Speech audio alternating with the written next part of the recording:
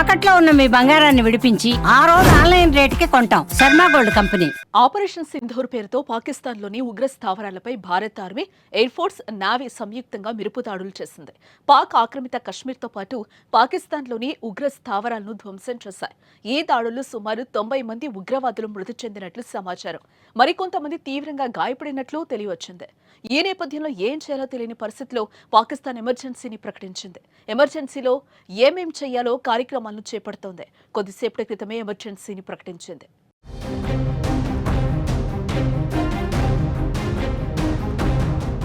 Operation Sindoor దాడి తర్వాత భారత్ సైనికులపై పాక్ సేనలు తిరగబడుతున్నాయి. ఈ ఘటనలో ఇరువైపులా ప్రాణ నష్టం జరిగినట్లుగా సమాచారం.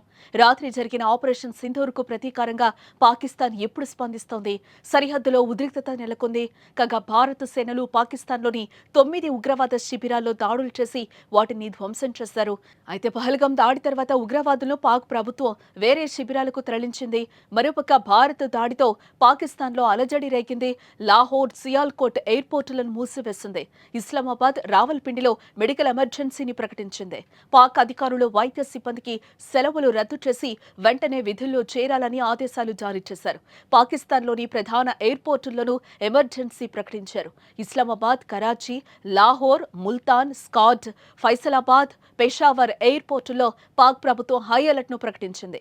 ఇస్లామాబాద్ ఇంటర్నేషనల్ ఎయిర్పోర్టును మూసివేయడంతో అక్కడకు చేరాల్సిన ఫ్లైట్స్ ను కరాచీకి మళ్లిస్తున్నారు. పాక్ గగనతలాన్ని పూర్తిగా మూసివేస్తున్నట్లు అధికారులు తెలిపారు. మరోపక్క ఎమర్జెన్సీ సమయంలో ప్రజలు ఎలా ఉండాలనే దానిపై అక్కడ ప్రజలకు శిక్షణ ఇస్తున్నారు.